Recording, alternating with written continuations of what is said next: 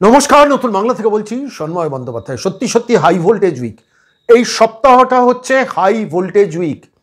তথাকথিত print media কিংবা electronics media এটাতে কেউ আলোকপাত করছে না, কিন্তু আমাদের মনে হলো আজকে নতুন বাংলায় এটা নিয়ে কিছু কথা বলা দরকার। রাজ্য সরকার 3বার রিভিউ পিটিশনে হেরেছে, আপনারা কেউ জানেন? এই তথ্যটা নিয়েও কিন্তু সেভাবে কেউ আলোচনা করছে না। 3বার রিভিউ পিটিশনে হেরেছে। কিসে? ডিএ মামলা। সেই ডিএ মামলায় স্যাটে, হাইকোর্টে 3বার রিভিউ করতে দিয়েছে আর 3বারই হেরেছে, মুখ থুবড়ে পড়েছে। রিভিউ পিটিশন যে সংকীর্ণ একদম মাপকাঠিতে হয় সেটা প্রথম বলেছেন, আমাদের জানিয়েছিলেন অভিষেক মনু সিংভি। তার অনেকদিন আগে থেকে অনেক বিশিষ্ট আইনজীবীরা, বিকাশবাবু, তারাও বলেছেন খুব ডিফিকাল্ট রিভিউটা, কিন্তু চট করে হয় না। যেটা দেখানো হচ্ছে প্র্যাকটিক্যালি এই রাজ্যের 25,752 জন ছেলে মেয়েকে একটা ললিপপ দেওয়ার চেষ্টা করছে রাজ্য সরকার। আমি আজকে সামগ্রিকভাবে বিষয়টা নিয়ে একজন আইনজীবীর সঙ্গে কথা বলেছিলাম, ফিরদৌস শামীম। তার সঙ্গে আমি আলোচনা করেছিলাম, কিন্তু তার আগে আমি কয়েকটা তথ্য আপনাদের কাছে পেশ করি। তথ্যগুলো নিয়ে একটু আলোচনা করা দরকার, তার কারণ এই সপ্তাহটা হচ্ছে রাজ্যের পক্ষে হাই ভোল্টেজ উইক। কেন? আজকে যখন এই প্রতিবেদন পেশ করছি সেদিন 6 তারিখ। সেই 6 তারিখে ওয়ার্ক এডুকেশন, ফিজিক্যাল এডুকেশন যে মামলা নিয়ে শেষ পর্যন্ত কন্টেম্প্ট অফ কোর্ট হয়েছে, জাস্টিস বিশ্বজিৎ বসুর ছবি পা দিয়ে মারানো হয়েছে। 8 জনের বিরুদ্ধে প্র্যাকটিক্যালি তাদের এফিডেভিট করতে বলা হয়েছে, তার মধ্যে ওই মানে চিরিংবাজ কুণালও আছে। তো সেগুলো তো আজকের আলোচনার বিষয় না, কিন্তু আজকে মূলত জাস্টিস বিশ্বজিৎ বসুর ঘরে এই ওয়ার্ক এডুকেশন, ফিজিক্যাল এডুকেশনের মামলাটা শুনানি হবে। সেখানে প্যানেল এক্সপায়ারি হওয়ার পর সুপার নিউমেরারি পোস্ট নিয়ে ডিবেট এবং আলোচনা এবং তর্ক, এবং শেষ পর্যন্ত আদালতে সেটা ফয়সালা হওয়ার জায়গায় যাচ্ছেন। জাস্টিস বিশ্বজিৎ বসু সেটা শুনবেন। 3 বছর, আবার বলছি 3 বছর এর একটা টার্মের সমস্যা সেখানে আছে। তো সেগুলো নিয়ে তো যা ডিসিশন হবে, আজকেই ডিসিশন হবে না, কিন্তু আজকে একটু শুনানি হবে। যেটা নিয়ে অত উত্তাল হয়েছিল আইনজীবী বিকাশ রঞ্জন ভট্টাচার্য, ফিরদৌস শামীম, তাদের বেঞ্চ, সেই বেঞ্চে মানে তাদের যে চেম্বার ছিল সেই চেম্বারের সামনে আন্দোলন হয়েছিল। কুণাল সেটা পরিচালনা করেছিল, আমরা সবাই জানি। সেটা হচ্ছে আজকে। আগামীকাল মোস্ট ভাইটাল 7 তারিখ হচ্ছে ডিএ মামলার শুনানি সুপ্রিম কোর্টে, এবং আমি যতটুকু জানি এটা বোধহয় 17তম ডেট, 17th ডেট। 2022 সালের নভেম্বর মাসের 3rd উইকে রাজ্য সরকার গিয়েছিল এটার মানে এর বিরুদ্ধে ডিএতে যে ফয়সালাটা কলকাতা হাইকোর্ট হয়েছিল, ডিএ মানুষের অধিকার এবং ডিএ সমস্ত রাজ্যকে কেন্দ্রীয় হারে দিতে হবে, সেইটার যে ফয়সালা হয়েছিল সেই মামলাটার বিরুদ্ধে এসএলবি ফাইল করেছিল সুপ্রিম কোর্টে রাজ্য সরকার, এবং সেখানে মনু সিংভি ছিলেন রাজ্য সরকারের প্লিডার। এবং নির্দিষ্ট কারণে আপনারা বুঝতেই পারছেন, আমি আর ব্যাখ্যায় যাব না, জাস্টিস চন্দ্রচূড় তখন প্রধান বিচারপতি। সেই সময় থেকে 2022-এর নভেম্বর মাস থেকে 23 গেছে, 24 গেছে, মানে পুরো 2 বছর, 24 মাস, তার আগে 2 মাস, 26 মাস, আজকে 5 মাস, 31 মাস। 31 মাসে 16 বার একটা সামান্য এসএলপি শুনানি হয়নি। এসএলপিটা কি? যে রাজ্য সরকার এই কলকাতা হাইকোর্টে যা মামলায় যে ফাইনালি রায় হয়েছিল, যে ডিএতে রাজ্য সরকার হেরেছিল, সেটার বিরুদ্ধে একটা স্পেশাল লিভ পিটিশন দিয়েছিল সুপ্রিম কোর্টে। এখন সেটা সুপ্রিম কোর্ট রাখতেও পারে, রিজেক্টও করতে পারে। আমার নিজস্ব একটা ধারণা আছে, ঠিক কি ভুল সেটা তো কালকে মেলানো যাবে। সেটা হচ্ছে 2 নম্বর সিরিয়ালি এই প্রথম আছে। সাম্প্রতিককালে কোনোদিন এই ডিএ মামলা 2 নম্বর শিডিউলে আসেনি, এই প্রথম এলো 2 নম্বরে, জাস্টিস সঞ্জীব খান্নার আমলে। এবারেও কয়েকদিন আগে 16তম শুনানিতে অভিষেক মনু সিংভি গিয়ে বিচারপতিদের বলার চেষ্টা করেছেন যে এটা 1 মাস পিছিয়ে যাক, অর্থাৎ গরমের ছুটির পরে আবার ঠেলার চেষ্টা করেছেন। বুঝতে পেরেছেন বোধহয় হারবেন, সেই জন্য। আমার নিজস্ব ধারণা, ভুল হতে পারি, আমি আবারও বলছি আমি ভুল হতে পারি, এসএলপিটা রিজেক্ট করবেন 3 সদস্যের বেঞ্চ। এটা আমার নিজস্ব ধারণা। যাই হোক, সেটা আগামীকাল আছে, 2 নম্বর সিরিয়ালে আছে। খুব দ্রুত সকালবেলাই হয়তো তার শুনানি হবে, আমরা হয়তো লাইভ স্ট্রিমিং সেটা দেখব। এটার পর আগামীকাল দুপুরবেলা 2টোর সময় আছে, বেলা 2টোর সময় আছে জাস্টিস তপব্রত চক্রবর্তীর বেঞ্চে প্রাইমারির 32,000 যে চাকরি চলে গিয়েছিল সেটা নিয়ে যে শুনানি চলছে। স্পেশাল বেঞ্চ কনস্টিটিউটেড হয়ে জাস্টিস তপব্রত চক্রবর্তীর বেঞ্চে প্রাইমারি চাকরি সংক্রান্ত শুনানি দুপুর 2টোর সময় আছে, সরাসরি জাস্টিস তপব্রত চক্রবর্তীর বেঞ্চে। এটা গেল তো দ্বিতীয় পর্ব, মানে আগামীকালের কথা বলছি। আর পরশু দিন আছে রিভিউ পিটিশনের সম্ভবত শুনানি। এখন পর্যন্ত 8 তারিখ আছে, জানি না সেটা হবে কিনা। রিভিউ পিটিশন যেটা রাজ্য সরকার করেছে, এবং সে রাজ্য সরকারের এতে এই রিভিউ পিটিশনটা করেছে রাজ্য সরকার এবং স্কুল সার্ভিস কমিশন। আর সেটা শুনানি হতে পারে, কিন্তু জাস্টিস সঞ্জীব খান্না রিটায়ার করে যাচ্ছেন 13 তারিখ। ফলত 8 তারিখ সেই শুনানিটা হবে কিনা, এবং এই শুনানি কিন্তু মনে রাখবেন চেম্বারে হবে। এটা কিন্তু একদম আদালত কক্ষে হবে না, চেম্বারে লিস্টে আছে, তারা দেখে বলে দিতে পারেন ইয়েস অর নো। নো বললে রিজেক্টেড হয়ে গেল, অর্থাৎ রিভিউ পিটিশনটা খারিজ হয়ে গেল। আর যদি তারা রেখে দেন তাহলে আমার নিজের ধারণা জাস্টিস সঞ্জীব খান্নার বেঞ্চে আর হবে না, কেন পরবর্তী যিনি প্রধান বিচারপতি আসবেন তিনি সিদ্ধান্ত নেবেন। গতকালই আপনাদের বলেছেন জাস্টিস সঞ্জয় কুমার কিন্তু এই রায়টা দেওয়ার সময় ছিলেন জাস্টিস সঞ্জীব খান্নার সঙ্গে। 25,752 জনের কলকাতা হাইকোর্টে জাস্টিস দেবাংশু বসাকের রায়টাতে সিলমোহর দিয়েছিলেন। ফলত সেইটাতে জাস্টিস সঞ্জয় কুমার থাকবেন যদি এটাকে, এই রিভিউ পিটিশনটাকে এতে হয়, রিজেক্টেড না হয়, যে ঠিক আছে যখন রাজ্য সরকার এসছে, স্কুল সার্ভিস কমিশন এসছে, আমরা এটা শুনবো, আমি তো শুনতে পারবো না, তাহলে নতুন প্রধান বিচারপতি এসে তিনি নয় সিদ্ধান্ত নেবেন, সেটা হতে পারে। অথবা যদি এমনও হতে পারে যে জাস্টিস সঞ্জীব খান্না তিনি চেম্বারে বসে সবটা শুনে রিজেক্ট করে দিলেন। সব কিছুই হতে পারে, ইয়েস অর নো, পজিটিভ হতে পারে, নেগেটিভ হতে পারে, যে কোনো কিছু হতে পারে। কিন্তু যাই হোক, রাজ্যের পক্ষে এটা কিন্তু খুব ভাইটাল মোস্ট উইক, কারণ এই 4টে শুনানি, আজকে যে শুনানিটা হচ্ছে সেটা হচ্ছে ওয়ার্ক এডুকেশন প্রাইমারি এডুকেশনে সুপার নিউমারি পোস্ট অ্যাকসেপ্টেড হবে না রিজেক্টেড হবে, কালকে হবে সকালবেলা ডিএ মামলা, তারপরে দুপুরবেলা প্রাইমারি এডুকেশন, তারপরের দিন হবে আলটিমেটলি 25,752 9, 10, 11, 12-এর যে চাকরি চলে গিয়েছিল তার রিভিউ সংক্রান্ত শুনানি হতেও পারে। এখনও পর্যন্ত চান্স আছে, হওয়ার সম্ভাবনা আছে, এবং সেটা ওই প্রধান বিচারপতির চেম্বারেই তার হিয়ারিংটা তারা বিবেচনা করবেন, এবং রিজেক্ট করলে রিজেক্ট, না হলে পরবর্তী প্রধান বিচারপতি 13 তারিখের পর যিনি আসবেন তার কাস্টাডিতে ছেড়ে দেবেন। এই সামগ্রিক বিষয়টাতে একটা ছোট্ট ইম্পর্টেন্ট তথ্য আপনাদের কাছে দিই। রাজ্য সরকারের হারা অভ্যেস আছে, এটা অনেকে জানতেন না, এই রিভিউ পিটিশনের নাম করে কেস ডিলে করার টেকনিকটা ডিএর ক্ষেত্রে খেলেছিলেন। কলকাতা হাইকোর্টে রিভিউ 2বার হেরেছেন, স্যাটে বোধহয় 1বার হেরেছেন, 3বার রাজ্য সরকারের এক্সপিরিয়েন্স আছে। ফলে রাজ্য সরকার যে এবারে রিভিউয়ের জন্য সুপ্রিম কোর্টে গেছে, তারা নিজেরাও জানে এই মামলাটা জেতা খুব কঠিন, কারণ তার আইনজীবী অভিষেক মনু সিংভি বলেছেন, কিন্তু তাও গেছেন, এবং এটা প্র্যাকটিক্যালি ওই 25,752 জনকে নতুন করে ঠকানোর অঙ্ক নিয়ে যাচ্ছেন। আমি কেন বলছি, আমি সরাসরি আইনজীবী ফিরদৌস তামিমের কথা আপনাদের শোনাবো, কিন্তু তার আগে একটা ছোট্ট তথ্য দিয়ে দিই, আমার মনে হচ্ছে তথ্যটা খুব রেলিভেন্ট বলে, তাই যেটা আমারও বারবার মনে হচ্ছিল সেটা আইনজীবী ফিরদৌস তামিমও বলেন।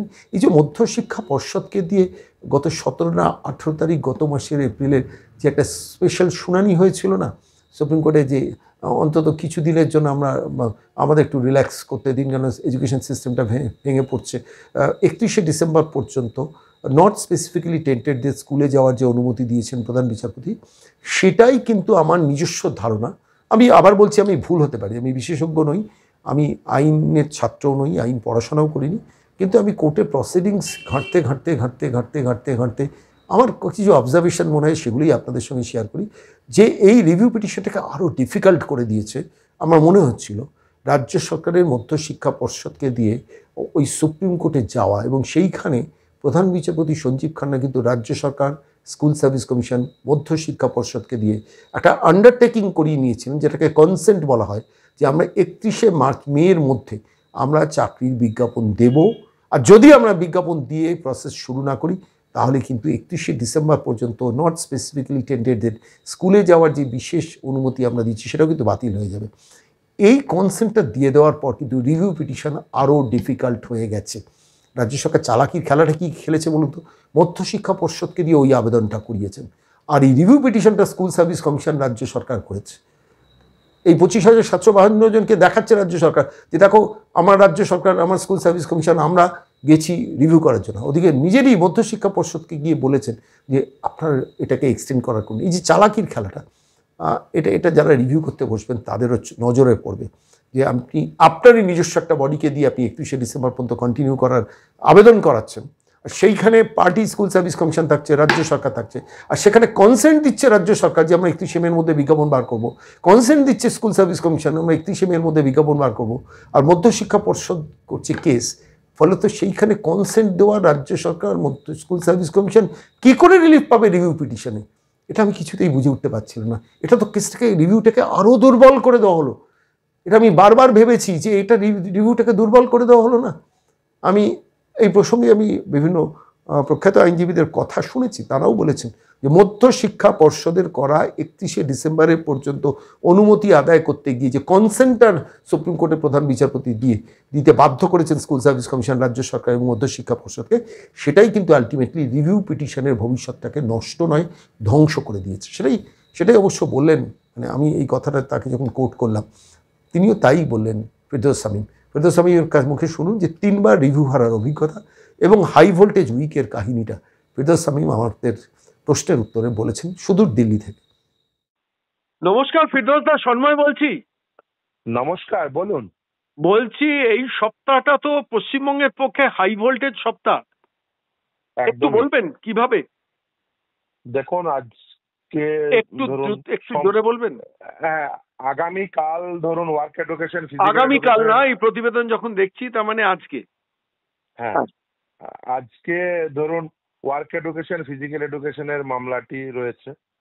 তারপরে অর্থাৎ তার পরের দিন অর্থাৎ আগামীকাল রয়েছে প্রথমে 2 নম্বর আইটেম হিসেবে ডিএ অর্থাৎ মহার্ঘ ভাতার মামলা রাজ্য সরকারি কর্মচারীদের সুপ্রিম কোর্টের সামনে বেলা 2টোর সময় মহামান্য বিচারপতি তপব্রত চক্রবর্তীর ডিভিশন বেঞ্চে প্রাইমারির মামলা।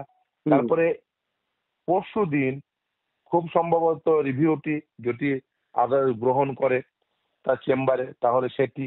ফলে এই পুরো সপ্তাহটি জুড়েই একাধিক মামলা অত্যন্ত গুরুত্বপূর্ণ, ওয়ার্ক ফিজিক্যাল, তারপরে ডিএ মামলা, প্রাইমারি মামলা এবং রিভিউ। ফলে পুরো সপ্তাহটা জুড়েই অত্যন্ত গুরুত্বপূর্ণ মামলা এবং আশা করব এই প্রতিটি মামলা।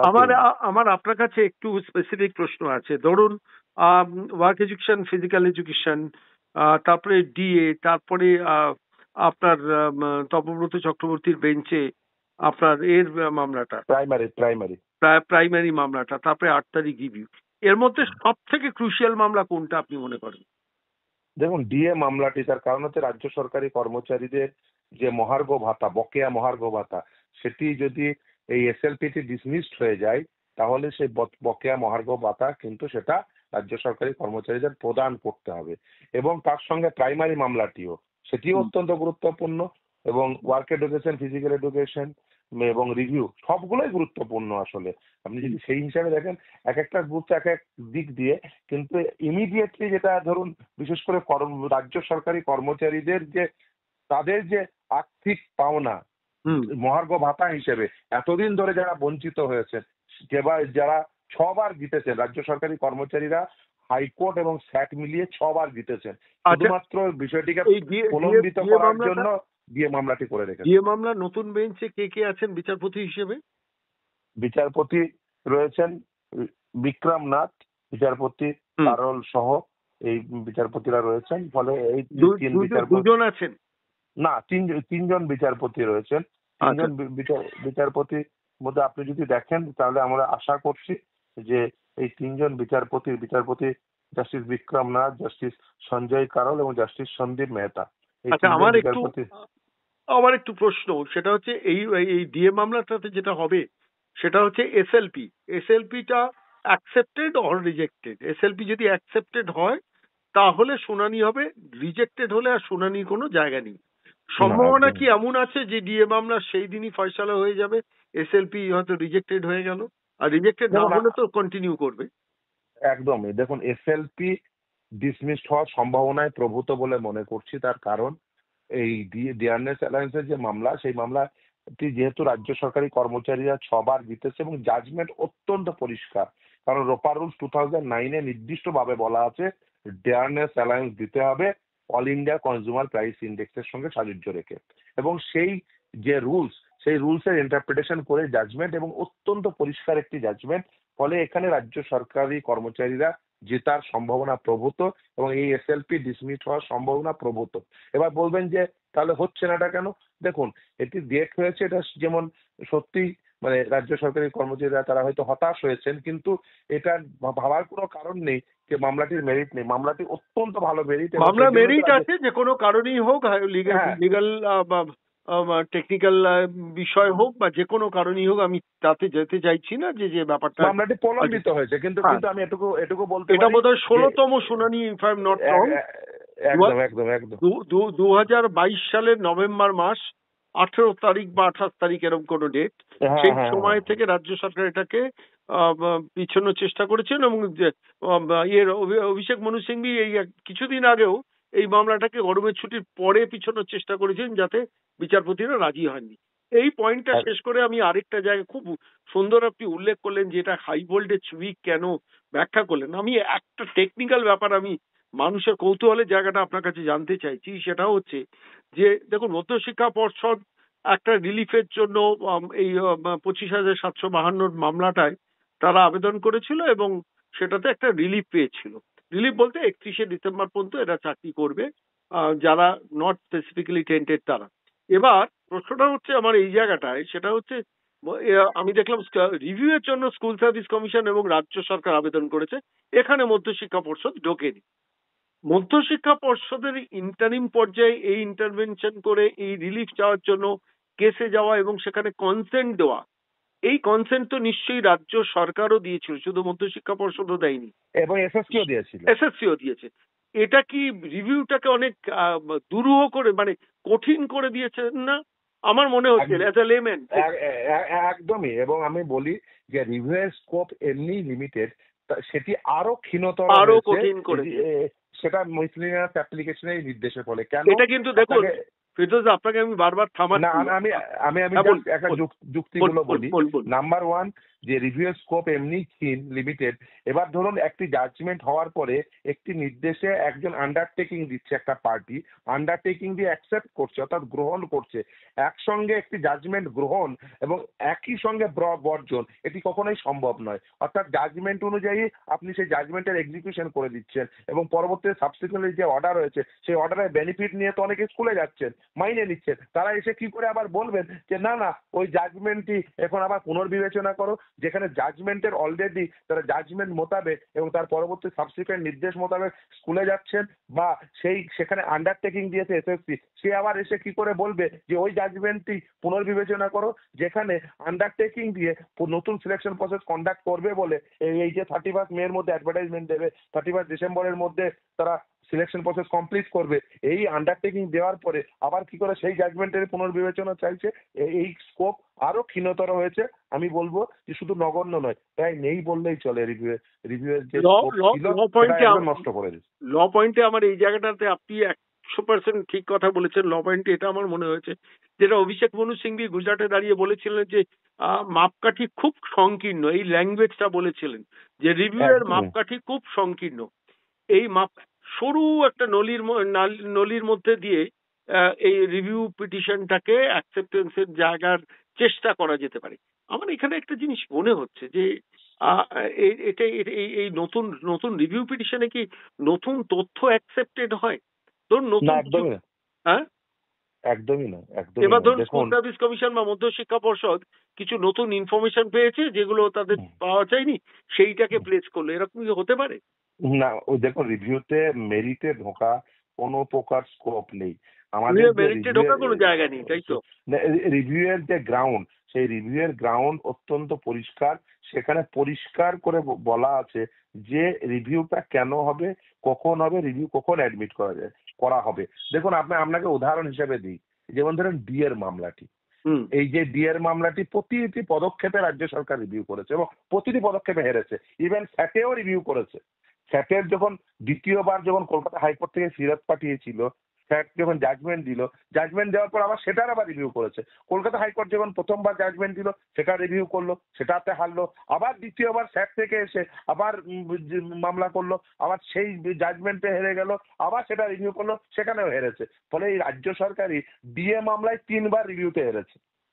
ফলে এই যদি দেখেন যে রিভিউয়ের স্কোপ, আচ্ছা এটা খুব ইন্টারেস্টিং একটা পয়েন্ট বললেন। রিভিউটা কোথায়, সুপ্রিম কোর্টে না হাইকোর্টে? না, এই ডিএ মামলার ক্ষেত্রে হাইকোর্টে হেরেছে, হাইকোর্ট এবং স্যাটে হেরেছে এবং রিভিউতে একদম রিভিউতে খুব কোথায়, মানে সবাই বলছেন এসএসসির ক্ষেত্রে রিভিউটা করেছে সুপ্রিম কোর্টে, কারণ সুপ্রিম কোর্টই জাজমেন্টটা যেহেতু দিয়েছে সুপ্রিম কোর্টে করেছে। তবে আমার ধারণা এই ক্ষীণ থেকে ক্ষীণতর হয়েছে, এই মুহূর্তে প্রায় সম্ভাবনা নেই বললেই চলে। আমি শেষ করার আগে আমি পয়েন্টটাকে আরেকবার আপনার রিপিটেশন চাইছি যে হাইকোর্টে রিভিউ করার জন্য ডিএ মামলায় রাজ্য সরকার 3বার হেরেছে, তাই তো? হাইকোর্ট এবং স্যাট মিলিয়ে 3বার, হাইকোর্ট এবং স্যাট মিলিয়ে রিভিউয়ে 3বার। আপনাকে আমি ক্রমটা একবার বলে দিই। প্রথমে রাজ্য সরকারি কর্মচারীরা স্যাটে হারলো, তারা এলো, WPST ফাইল করলো, হাইকোর্টে, কলকাতা হাইকোর্টে। সেই মামলায় রাজ্য সরকার হারলো। সেই যে হারলো সেটার এগেনস্টে একবার রিভিউ করলো, সেখানেও আবার রাজ্য সরকার হারলো। কারণ প্রথমবারে কলকাতা হাইকোর্ট রায় দিয়েছিল স্যাট ডিসাইড করবে, লিগাল রাইট এটা বলার পরে যে স্যাট ডিসাইড করবে ডিএ কি হবে। তো সেই মামলায় যে আবার স্যাট গ্রহণ করলো মামলাটি, স্যাট শুনলো অরিজিনাল অ্যাপ্লিকেশনটি, সেখানে আবার রাজ্য সরকার হারলো। সেই স্যাটেই আবার ওই হারা জাজমেন্টের উপর আবার রিভিউ করলো, আবার হারলো। তারপরে সেই হারার উপরে ভিত্তি করে তারা আবার কলকাতা হাইকোর্ট এলো, কলকাতা হাইকোর্টে আবার জাজমেন্ট হলো, আবার হারলো, তারপরে সেটাই আবার রিভিউ করলো, সেখানেও হারলো, তারপরে আলটিমেটলি তারা এসএলপি করলো। অর্থাৎ কলকাতা হাইকোর্টে দুবার এবং স্যাটে একবার, মোট 3বার ডিএ মামলায় রিভিউ আকারে রাজ্য সরকার হেরেছে। অনেক ধন্যবাদ ফিরোজ দা, অনেক ধন্যবাদ।